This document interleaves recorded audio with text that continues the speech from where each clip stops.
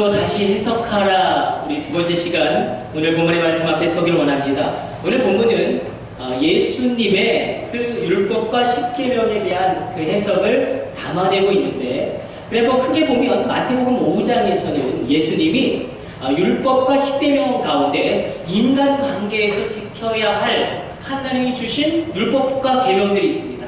그것이 6가지가 있는데, 그 첫 번째가 살인, 간음, 그리고 우리가 잘 알고 있는 이혼, 맹세, 그리고 용서, 사랑, 이 6가지 인간관계에 있어서 하나님이 주신 그 계명의 6가지 명제를 끄집어내셔서 재해석해 주십니다.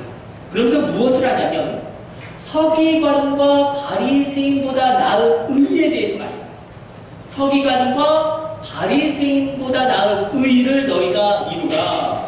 굉장히 도전적으로 우리에게 다가오고 있는데, 일단 오늘 본문을 보면 충격적으로 다가오는 게 무엇이냐면 옛 율법을 새롭게 해석하는 데 그치는 게 아니라 옛 율법을 무력화시킵니다. 옛 율법을 폐기합니다. 옛 율법을 바꿔버리십니다. 이 과정이 오늘 본문에 담겨져 있습니다. 물론 율법의 본질적인 요약인 하나님의 사랑과 이웃사랑이 그 본질에 물론 담겨져 있지만, 인간관계에 있어서 핵심되는 하나님이 주신 율법과 십계명의 계명, 살인과 간음과 이혼과 맹세, 복수, 사랑, 이 6가지 명제를 끄집어내셔서 말씀하시는데, 한번 이렇게 봅시다. 살인과 간음은 새롭게 해석하세요. 옛 계명을 강화시키시는 방향으로 해석해 주십니다. 반면에 이혼과 맹세와 복수와 사랑은 새로운 율법, 옛 계명을 무력화시키고 옛 계명을 폐기시키고 새로운 율법을 예수님의 신적 권위로 수여하는 장면을 담아내고 있습니다. 여러분, 제가 3일 때 한번 말씀드렸죠. 바리새인들, 랍비들은 이혼에 대한 율법에 대한 해석 미드라시를 봐보니까 이혼에 대한 그 조건이 얼마나 많았는지, 단순히 여자가 크게 소리를 질러도 남편이 정당하게 그것을 이혼 사유로 삼을 수 있을 정도. 예수님이 딱 규정하죠. 안 된다. 그런 걸로 이혼하면 안 된다. 그 간음 외에는 너희가 음행한 연고 없이 아내를 버리면 안 된다. 이렇게 새롭게 옛 계명을 무력화시키면서 말씀하십니다. 저도 헷갈리지만 여러분들도 헷갈리시죠? 도대체 이게 뭐냐? 왜 율법을 이야기하느냐? 교리설교, 율법설교니까 딱딱하고 머리 아프실 겁니다. 그래도 어떡합니까? 오늘 본문 가운데 하나님이 우리 가운데 주시는 분명한 메시지가 있을 줄로 믿습니다. 율법에 대한 것이기 때문에 조금 우리가 딱딱할 수 있겠지만, 그러나 진리의 성령님이 우리로 깨달아 알게 하실 줄로 믿습니다. 이렇게 한번 들어가 봅시다. 자, 우리는 이런 질문을 필연적으로 만나게 됩니다. 어떤 질문을 만나게 되냐면, 예수님은 왜 율법을 폐기할 수 있느냐? 예수는 왜 율법을 변경시킬 수 있느냐? 예수는 왜 율법을 새롭게 수여할 수 있느냐? 자, 이 질문은 무엇과 맞닿아 있냐면, 우리가 흔히 질문하는 게 있죠. 아니, 구약 시대에는 안식일을 토요일에 지켰는데 왜 우리는 안식일을 주일에 지키냐? 혹시 순대를 안 드시는 분 계십니까? 순대. 율법에 의하면 순대를 절대 먹으면 안 돼요. 그거 피니까. 그거 먹으면 큰일 납니다. 근데 저는 순대를 참 잘 먹습니다. 여러분, 삼겹살 좋아하십니까? 아시죠? 삼겹살 먹으면 큰일 납니다. 구약에 율법이 613가지 율법이 있고요. 거기에 파생된 율법이 3000가지가 있습니다. 여러분들 어떻게 생각하십니까? 그래서 우리가 2가지 단어를 먼저 기억하고 들어가야 돼요. 자, 율법의 의도, 또 율법의 변경. 자, 율법의 의도가 중요하다. 잘 들어보세요. 예수는 지금 마태복음 5장에서 율법의 문자적인 엄격성에서 어디로 나아가고 계시냐면 의도의 엄격성으로 나아가고 있습니다. 그러니까 구약은 율법의 문자적인 엄격성을 지킨다면, 신약시대를 살고 있는 우리는 율법의 의도의 엄격성을 주님이 강조하고 있다는 것입니다. 어디서 있습니까? 우리 말씀으로 한번 확인해 봅시다. 자, 마태복음 5장 18절 말씀 찾아서 우리 읽어보도록 하겠습니다. 마태복음 5장 18절 말씀 우리 찾아서 합독합니다. 찾았으면 아멘. 우리 같이 합독합니다. 진실로 너희에게 이르노니 천지가 없어지기 전에는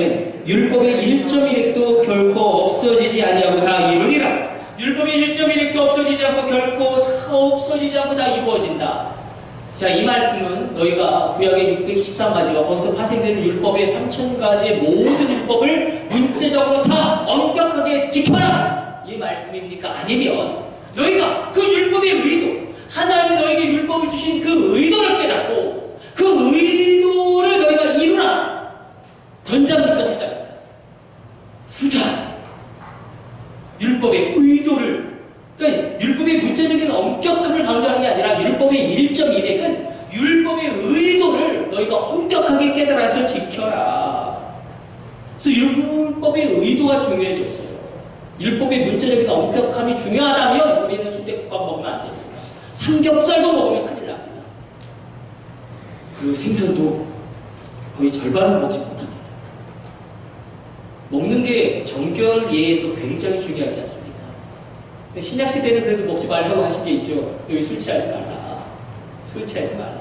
방탕한 것이다. 오직 성령의 충만을 받아라. 대폭적으로 성령이 인도하신 가운데 이 정결예가 바뀝니다. 자, 하나님이 주신 율법의 의도 딱 이렇게 생각하시면 돼요. 하나님이 주신 율법의 의도는 무엇이냐면 성화예요. 우리가 구원을 받죠. 다시 한번 떠올려봅시다. 구원이 무엇이냐면 구원은 칭의와 중생이 동시에 일어나는 사건이에요. 오늘 말씀 우리 잘 들었으면 좋겠어요. 이단들이 우리가 하도 이것들을 공격해서 칭의는 무엇이냐면 칭의는 하나님의 의롭다함을 내가 얻는 겁니다. 그래서 우리가 이것을 신분의 변화라고 이야기해요.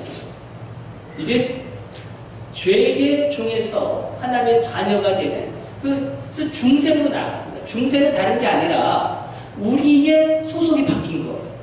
죄의 종에서 하나님의 자녀로. 그래서 죄의 세력에서 우리가 하나님의 세력으로 옮겨놓은 거죠. 칭의는 죄의 책임인, 죄를 지면 반드시 저주가 오고 반드시 징계가 오고 반드시 죽음이 옵니다. 그 죄의 책임에서 우리가 자유하게 됩니다. 이 칭의와 중생이 일어나고 구원받았으면 그럼 우리가 막 살아도 됩니까? 내가 구원받았으니까 내 마음대로 살아도 됩니까? 결코 그렇지 않다는 겁니다. 성화의 삶을 달려가야 돼요. 그 성화의 삶이 바로 율법의 의도예요. 그러니까 성화를 어렵게 생각하지 마세요. 그냥 이렇게 두 가지로 생각하시면 돼요. 하나님이 원하시는 삶을 사십시오. 하나님이 원하시는 일을 하십시오. 하나님이 원하시는 삶을 사시고 하나님이 원하시는 일을 하시길 주님의 이름으로 축복합니다. 그게 바로 성화라는 것입니다. 그럼 우리 한번 율법의 변경에 대해서 한번 다시 한번 생각해 보십니다. 제가 앞서 드렸던 질문을 떠올려 보세요. 왜 예수님이 율법을 폐하실 수 있는가? 왜 우리가 순대국밥 먹어도 되고 왜 우리가 이 신약 시대를 살아갈 때에 분명 구약에는 토요일을 안식일로 거룩하게 지키라고 이야기했는데 왜 우리는 신약 시대를 살아가는 우리는 주일을 예수님이 부활하신 주일을 안식일로 거룩하게 지키는가? 여러분 기억하십시오. 여러분 분명히 아십시오. 율법은 바뀔 수 있습니까? 없습니까? 바뀔 수 있어요. 바뀔 수 있습니다. 예수님으로 말미암아 모든 율법이 변경되어졌다. 예수 그리스도를 통해서 그 율법의 의미까지도 변화되어졌다. 어디 기록되어 있습니까? 이건 중요한 말씀이니까 우리 한번 찾아가 보죠. 자, 히브리서로 갑니다. 좀 어렵지만 히브리서 7장 11절 12절 말씀 우리 찾아가 보도록 하겠습니다. 히브리서 7장 11절 12절 말씀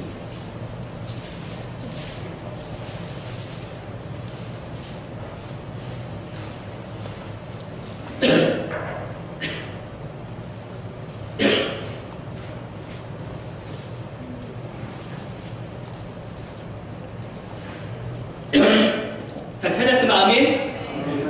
자, 히브리서 7장 11절 12절 말씀 중요하게 집중해서 긴장의 뜻을 생각하며 우리 읽습니다. 11절 12절 같이 합독합니다. 레위 계통의 제사 직분으로 말미암아 온전함을 얻을 수 있었으며 백성이 그 아래에서 율법을 받았으니 어찌하여 아론의 반차를 따르지 않고 멜기세덱의 반차를 따르는 다른 한 제사장을 세울 필요가 있느냐? 제사 직분이 바꾸어졌은즉 율법도 반드시 바꿔지리니. 여기 보면 아론의 반차가 남고 멜기세덱의 반차가 남고, 영어로는 the order of Aaron이에요. 영어로는 the order of 멜기세덱이에요. 그러니까 이 반차라는 히브리어 원어 특징은 두 가지 의미가 있어요. 계열이라는 의미가 있어요. 아론 제사장 계열, 멜기세덱 제사장 계열. 또 하나 의미는 형식이라는 의미가 있어요. 아론 제사의 형식, 아론 계열이 제사장들이 속죄의 제사를 드리는 형식, 멜기세덱 계열의 대제사장이 속죄의 제사를 드리는 형식, 그게 바뀌어져 버렸다는 것입니다. 자, 죄를 속죄할 때, 이 속죄되는 제사장이 있습니다. 아론의 반차를 따르는 제사장들, 아론 계열의 제사장들은 아론 제사장이 제사를 드리는 속죄의 형식으로 제사를 드리는 제사장들은 율법의 지배를 받아요. 율법의 지배를 받기 때문에 짐승의 피로 제사를 지내야 하고, 반복적으로 제사를 지내야 하고, 불완전합니다. 외적인 정결, 내적인 정결까지는 깊이 들어가지 못합니다. 반면에 멜기세덱 계열의 제사장은, 자, 멜기세덱은 어렵게 생각하지 마세요. 구약에 나오는 예수님을 예표하는 예표적인 인물인데, 멜기세덱은 왜 중요하냐면 왕입니다. 멜기세덱은 그러면서도 대제사장이에요. 예루살렘의 왕이면서 대제사장. 이 멜기세덱의 계열, 멜기세덱의 제사의 형식을 따르는 대제사장은 딱 한 분밖에 없어요. 누굽니까? 예수 그리스도. 예수 그리스도는 그러고 율법을 초월합니다. 그러니까 예수님은 친히 대제사장이 되셔서 자신의 피로 속죄의 제사를 드리십니다. 그래서 대제사장이 바뀌었고, 제사의 형식이 바뀌었기 때문에 뭐가 바뀌어요? 율법도 바뀝니다. 율법도 바뀝니다. 그래서 우리 다시 한번, 그래서 이것은 이례적이고 완전하고 반복할 필요가 없습니다. 그래서 우리가 이것을 7장 12절 다시 한번 읽어보도록 하겠습니다. 7장 12절 말씀 우리 같이 합독합니다. 제사 직분이 바꿔졌은즉 율법도 반드시 바꿔지니. 자, 율법은 바꿔질 수 있습니까? 없습니까? 바꿔질 수 있다. 그것을 기억하면서 우리가 예수님의 십자가 부활이라는 구속의 제사를 통하여 우리가 율법을 뛰어넘은 이제 속죄의 제사가 완전하게 되었기 때문에, 우리가 예수님이 부활하신 날을 율법이 변경되었기 때문에 성령의 감동하신 가운데 초대교회가 예수님 부활하신 주일을 안식일로 지키기 시작했어요. 그래서 성경은 분명하게 기록해요. The Lord's Day, 주님의 날을 분명하게 기록하고 있습니다. 그러면 우리가 율법이 변경될 수 있음을 기억하면서 이것을 생각하면서 신명기 5장 17절로 한번 다시 돌아와 봅시다. 신명기 5장 17절 절 따라서 한번 고백해 봅시다. 살인하지 말라. 지난달 1월 20일 흑인 인권운동가 마틴 루터킹 기념일에 이 버지니아주에서 대규모 총기 자유를 요구하는 시위가 있었습니다.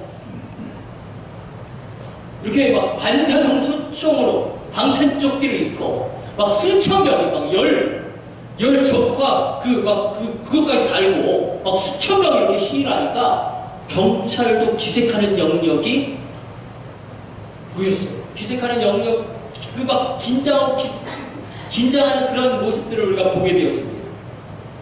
이 총기 규제에 대한 것을 반대하는 시위 집회죠. 수정헌법 2조, 총기를 소유할 수 있다. 이것을 사유재산권이다. 그렇게 주장하는 건데, 자, 이것을 한번 생각해 보면서 이렇게 한번 생각해 봅시다. 지금 왜 총기 규제를 하려고 하냐면 미국에서 심각한 게 10대들의 총기 난사 사고예요. 이런 10대들이 막 그냥 땡겨버리는데, 그냥 막 땡겨버리는 거예요, 얘들이. 그리고 저기 또 이게 미국 전역을 충격을 몰아넣고 있어요. 그래서 어른들은 좀 함부로 안 땡기는데 젊은 애들은 그냥 그냥 땡겨버리는 거예요. 이게 10대들의 총기 난사 사고가 얼마나 심각한 문제인지. 그런데 미국의 역사를 보면 갑자기 10대들의 총기 난사 사고가 급증한 한 해가 있어요. 그때부터 급증하기 시작해요. 총기 난사 사고가. 그때가 언제냐? 그때가 궁금하지 않습니까? 1962년이에요.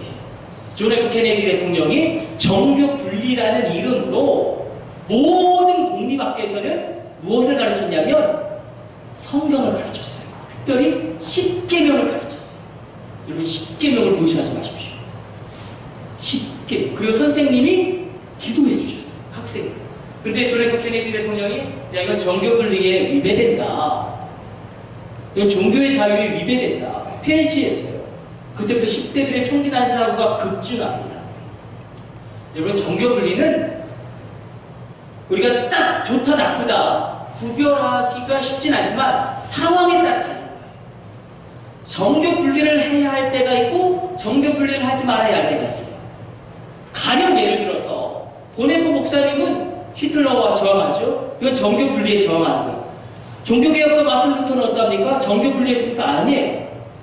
교황 레오 10세와 맞서 교황이에요. 로마 교황청이 너무나 강력했기 때문에 북부의 이 독일 명주들과 정치적인 동맹을 맺습니다.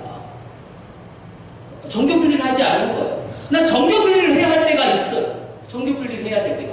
이란 같은 경우는 정교 일치니까 이게 너무 복잡하고 심각하지 않습니까? 우리가 진리의 성령님을 따라서 해야 할 때가 있고 하지 말아야 할 때가 있는데 근데 어쨌든 이 존 F 케네디가 정교 분리의 원칙으로 그래서 막 10대들이 막 땡겨버리는 거예요. 이것을 기억하면서 다시 한 번만 생각해봅시다. 이 고대 세계로 가봅시다. 여러분 10계명을 가르치지 않으니까 생명의 가치가 떨어지기 시작했다는 거 아니에요. 이 역사적인 신뢰가 우리에게 이야기하는 건 그런데 고대 세계예요. 고대 세계는 노예제도로 움직입니다. 그냥 쳐들어가서 약타 못 빼앗는 거예요. 살인하는 것이 전쟁의 행위가 참 이상하지 않습니다. 그래서 이 고대 세계 가운데 신명기 5장 17절에서 너희 살인하지 말라. 이거는 굉장히 당혹스러운 명령이에요. 애국에서 나왔던 이스라엘 백성들 가운데는 이제 전쟁하고 약탈해서 경제를 축적해야 되는데 함부로 살인하지 마. 이건 당혹스러운 명령이에요. 바꿔서 우리 시대 가운데 여러분 어떤 계명이 쉽습니까? 살인하지 말라 이게 쉽습니까? 너 살인해! 이게 쉽습니까? 우리가 뭐 일생을 살아갈 때 우리가 누구를 죽이겠어요? 머리끄댕이 잡고 싸우고 마는 수준이지 우리가 막 누구를 죽이진 않잖아요. 그러니까 살인하지 말라라는 이 계명이 우리가 너무나 멀리 사문화된 계명으로 다가오는 게 사실입니다. 이 두 양극단 가운데 우리가 있는 겁니다. 살인하지 말라. 이게 우리나라 말로도 짧지만 시골의 원어도 굉장히 짧은데 그 앞에는 근데 절대 부정어 로가 붙어 있어요. 그래서 뉘앙스를 살리면 이런 겁니다. 절대로 결단코 어떤 일이 있어도 살인하지 말라. 절대로 결단코 무슨 일이 있어도 다른 생명을 함부로 해하지 말라. 그런데 우리가 이것을 도덕적으로 윤리적으로 접근하면 우리가 성경에서 나오는 하나님의 마음을 잡아낼 수가 없습니다. 제가 한 10분 정도 빨리 달려갈 거예요. 이 10계명, 6계명 살인하지 말라를 우리에게 주시는 이유가 무엇인가? 우리가 그 표표를 뚫고 들어가서 세 가지 하나님의 마음과 하나님의 사이를 우리가 살펴보려고 하는데 자, 그 첫 번째는 무엇이냐면 단순히 윤리적으로 도덕적으로 다른 사람의 생명을 함부로 해하지 말라. 그 본질에 숨겨져 있는 건 무엇이냐면 우리 믿음으로 고백해 봅시다. 생명의 주인은 하나님이시다. 이걸 주님 말씀하시는 겁니다. 생명의 주인은 하나님이시다. 우리 믿음으로 다시 한번 고백해 봅시다. 내 생명의 주인은 하나님이십니다. 오늘 하나님이 부르시면 우리 가야 되는 존재들 아닙니까? 하나님 부르시면 오늘이라도 가야죠. 다시 한번 의미를 생각하면서 목소리 높여서 심령을 다해서 고백해 봅시다. 내 생명의 주인은 하나님이십니다. 그래서 이 땅의 생명을 가진 모든 것들은 그것을 인정해야 된다.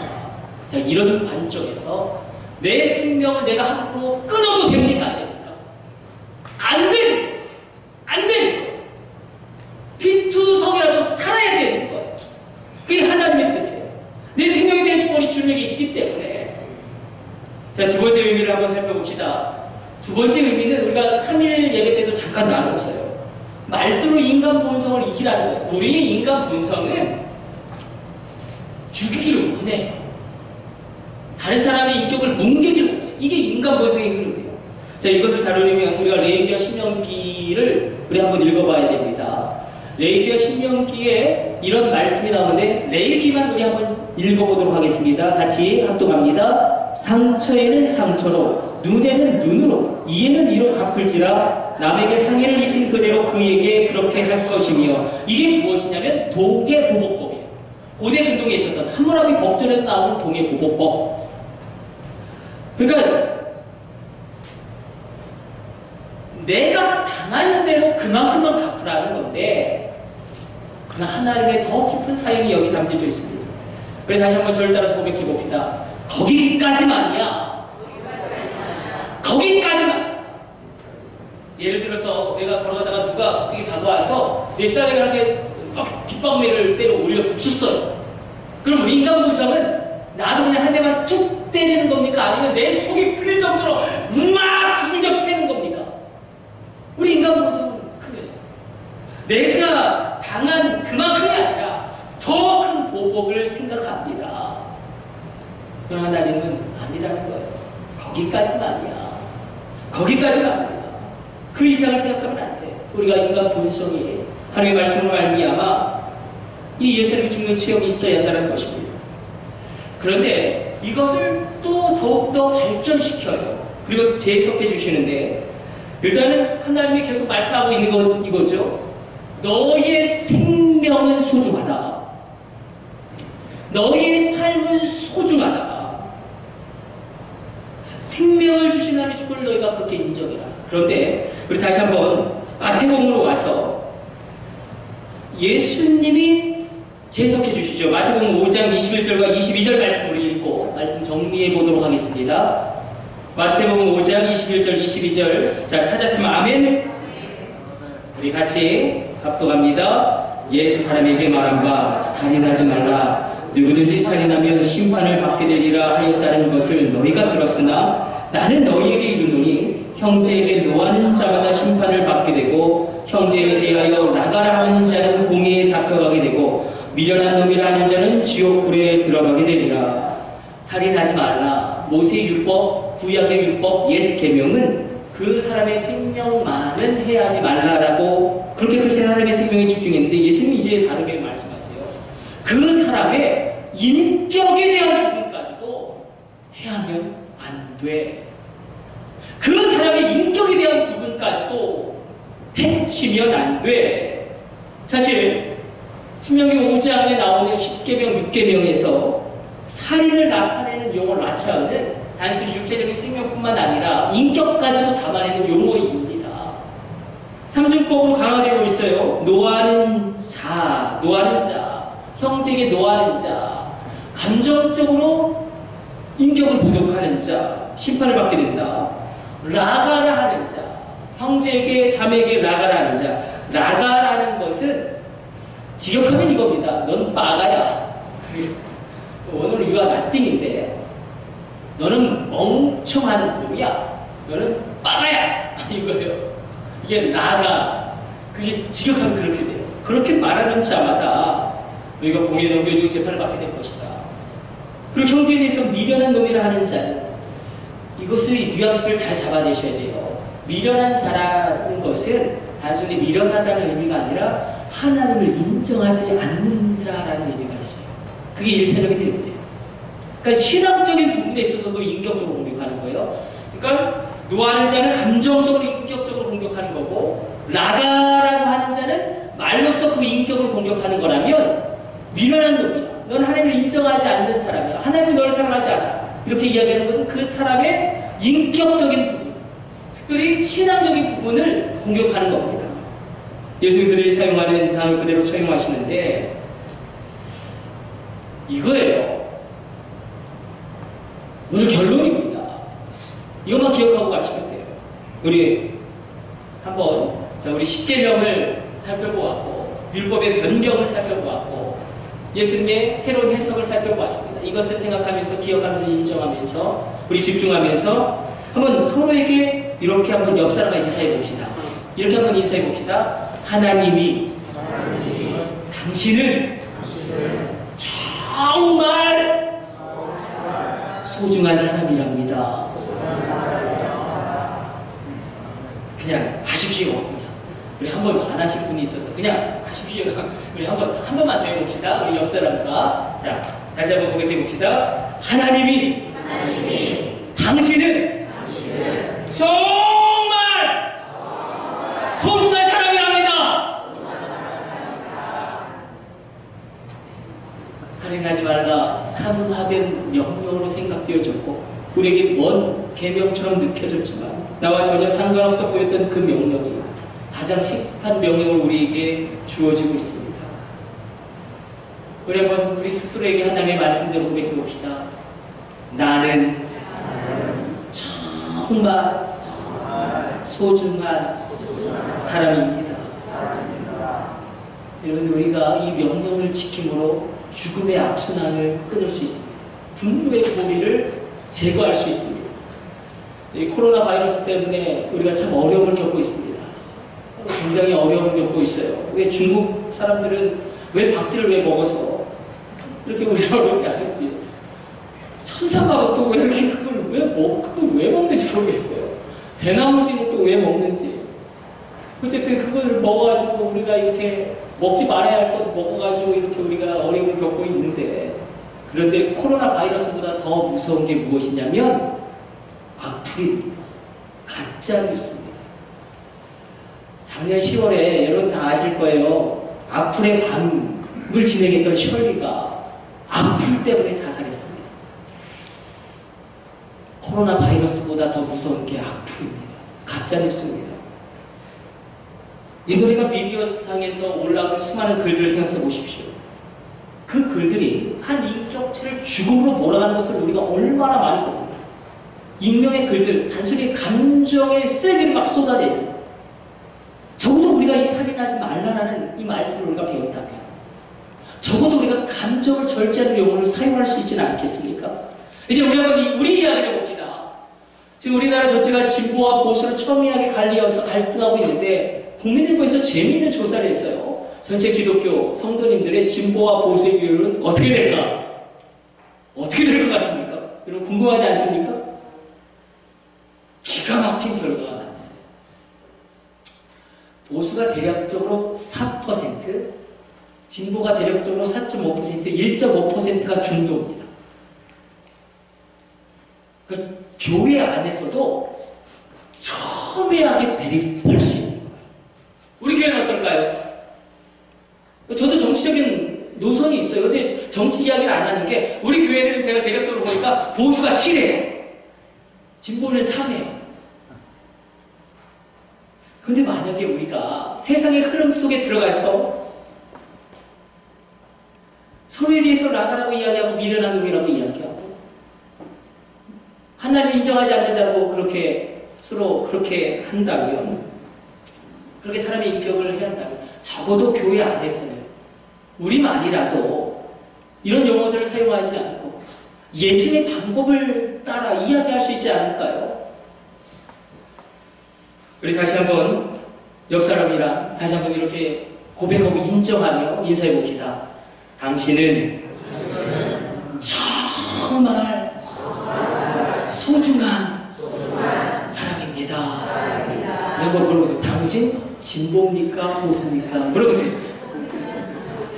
답은 하지 마세요. 답은 하지 마세요. 그건 철저하게 우리가 비밀로 가져갑시다.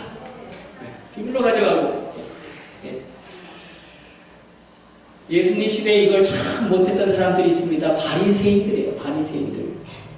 바리새인들은 자신들의 기준을 딱 세우고 그것을 따라오지 못한 그 땅의 백성들 아말렉, 하루 벌어 하루 먹고 사는 그 백성들, 그냥 율법을 지키고 싶어도 지킬 수 없는 그 사람들에게 이 기준과 잣대를 들이대면서 그들의 인격을 뭉개고요, 죄 있는 그들을 낙인 찍어버리고요, 그리고 그것밖에 못하냐, 너희들 그것밖에 못하냐고 질책합니다. 마태복음 5장은요, 예수님이 오셔서 그렇게 시달리던 사람들이 그들을 풀어주는 거예요. 풀어주시는 거예요. 율법의 멍에서 풀어주시는 거예요. 은혜로 풀어주시는 거예요. 그 묶인 것들을 다 풀어주신 것입니다. 오늘 이 아침에 여러분들의 묶인 것들이 다 풀어지게 되시길 축복합니다. 모든 방해들은 잠잠할지어다. 묶인 것들은 다 풀려질지어다. 내가 뭐가 그렇게 예쁘다고, 내가 뭐가 그렇게 귀하다고. 하나님 죽으셨어요. 십자가에서. 내가 너무 귀하답니다. 내가 너무너무 중요하답니다. 우리가 이 은혜를 주목하고 이 은혜를 바라보고 이 은혜에 빠져들어가게 될 때에 이 시대 가운데 하나님 주신 분명한 말씀이 우리 가운데 각자에게 들게 될 줄로 믿습니다. 우리 오늘 주신 말씀 생각하면서 우리 잠깐 결단의 기도 드리기 원합니다. 내 생명의 주인은 하나님이심을 내가 고백하기를 원합니다. 지치고 힘들어서 못된 생각도 있습니다. 나 다시금 마음을 다잡습니다. 피투성이라도 살아가기를 원합니다.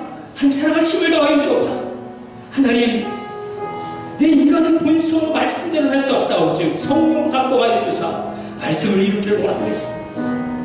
내 삶이 소중하다고 말씀하시는 주님, 너의 생의 소중함을 기억하고 인정하라고 우리에게 말씀하시는 주님의 마음을 내가 다시금 생각하기를 원합니다. 받아들이기를 원합니다. 우리 이것을 기억하면서 다시 한번 우리 하나님 내가 그렇게 살겠습니다. 우리 결단하며 기도하는 시간 갖도록 하겠습니다. 하나님 그렇습니다. 어려움이 있고 환난이 있고 하나님 그러나 내 생명의 주인은 하나님이십니다. 내 마음을 다시금 다잡아 주님 앞에 세웁니다. 하나님 내가 포기하지 않겠습니다. 내 일생을 내 삶을 포기하지 않겠습니다. 내 생명의 주인은 주님이십니다. 내가 이 문제와 이 환난과 이 어려움에만 숨을 지지 않는다면 주님이 반드시 그 문제와 환난과 어려움을 무너뜨리실 것입니다. 주님 내가 말씀 인간 본성을 이기기를 원합니다. 내 힘으로 안 되오지요. 주여 이루어 주옵소서. 이 부족한 자를 통하여 하나님의 일을 이루어 주옵소서. 이 작은 자를 통하여 하나님의 일을 이루어 주옵소서. 내가 소중한 존재라는 그 하나님의 말씀 앞에 내가 다시 감사합니다. 주여 성령의 역사로 주옵소서. 하나님 감사합니다. 오늘 말씀 가운데 우리의 묶였던 마음의 짐들이 풀어지게 하여 주시고 성령의 위로하심이 한없이 넘쳐나게 하여 주옵소서. 결국 내 생명을 얼마나 귀하게 생각하시는지, 내 인생을 얼마나 소중하게 여기시는지 그 하나님의 마음, 그 하나님의 사연을 우리가 말씀 가운데 살펴보았습니다.